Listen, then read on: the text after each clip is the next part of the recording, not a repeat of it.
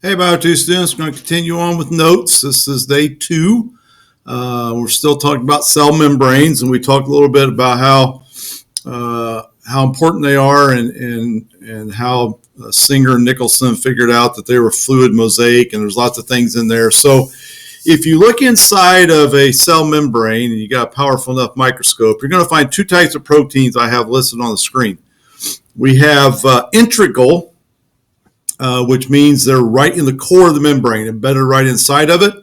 And then we have peripherals, which are found on the surface, thus the name periphery. Okay, so they allow us to do different types of functions. So it allows the cell membrane to be a little more versatile by having these things either embedded or on the surface. And you can see I've listed them here, so let's kind of list them out. And then I'm going to go through them individually here in just a second. So some of them are pretty obvious. Transport, just transporting things through a membrane. Could be oxygen, could be food, could be CO2, whatever. Enzymatic, allowing enzymes to do their thing. Signal transduction, being able to communicate. Intracellular joining, we talked about that already in the last chapter where we talked about tight joints and desmosomes and those types of things. A really important one, especially with vaccines, is cell-to-cell recognition, and then something called ECM, which is a fancy name for extracellular, you can see it down here if I get my face out of the way, extracellular matrix. Okay, so let's go through these. I just want to kind of get through these today so I can kind of get to lead into what we're going to be doing in lab. Okay, and I'll have a lab that either you're going to be doing traditionally over next door or we're going to be doing virtually. We'll see. Okay, so let's talk about transport. I'll go into these in further detail later because transport is really the last part of the chapter. So shuttling substances from one side to the other, they a lot of times do this by changing shape.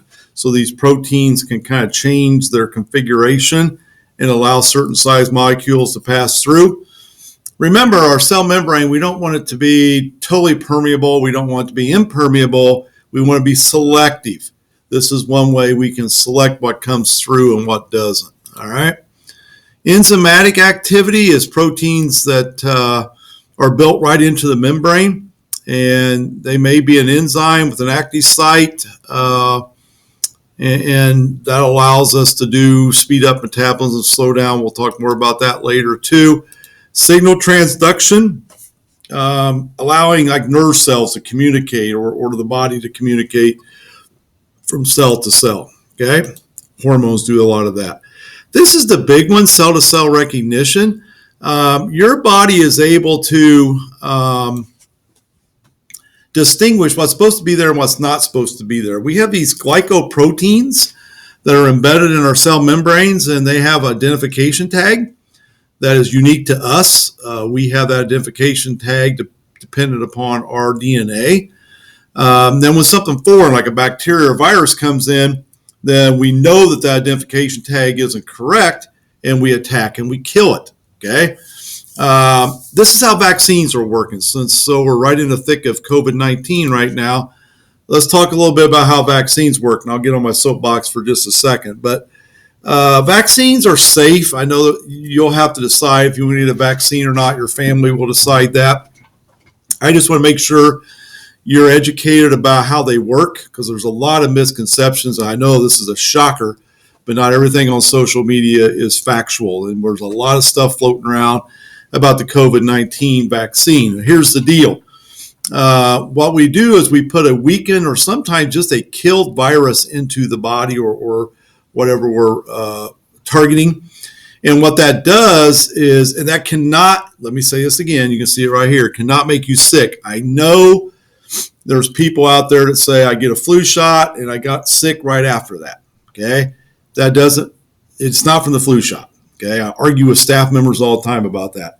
They had that in their body. It was incubating. It wasn't making them sick yet. They just happened to get the shot. The next day they get sick. That's not from the vaccine. Okay. Just want to clear that up. And then what that does is that gives the body, here's the identification tag you're looking for. This is what we're going to come against. So our immune system is revved up. It's ready. It's ready to fight any invaders that come in. And then when it really does come in, man, our system can fight it off. We don't get sick, and we wiped out a lot of things, polio and measles and mumps. It used to make people really, really sick and killed a lot of people. We have kind of, if you get vaccinated, which some people don't, it's kind of wiped them out. Are we still going to have COVID cases after we get vaccines out there? You better believe it, because not 100% of our population will get vaccinated. I don't know about you guys, but I'm going to be, as soon as I'm eligible, which is not far from now, I'm going to go and get vaccinated. Okay, I'd rather get vaccinated and get that crazy COVID-19 in my body. So just so you know, it's all got to do with these membranes. It's got to do with these these identification tags. They're safe. They're not going to put them in people if they're not safe. And will there be side effects? Will there be some people have adverse reactions to them? Yep. Are there going to be people who have adverse and bad reactions to COVID-19? Yep.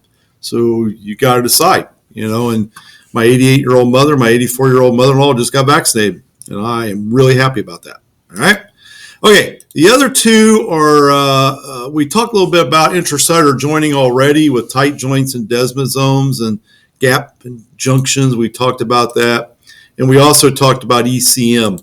That would be your centrioles, the stuff that gives our cells shape and size. And understand, and I say this over and over and over again, okay, that, and I can't say it enough, that structure determines function. So these cell membranes have to be structured and shaped a certain way. Like, let's take a blood cell, for example. It needs to be oval shaped because an oval shaped red blood cell picks up oxygen.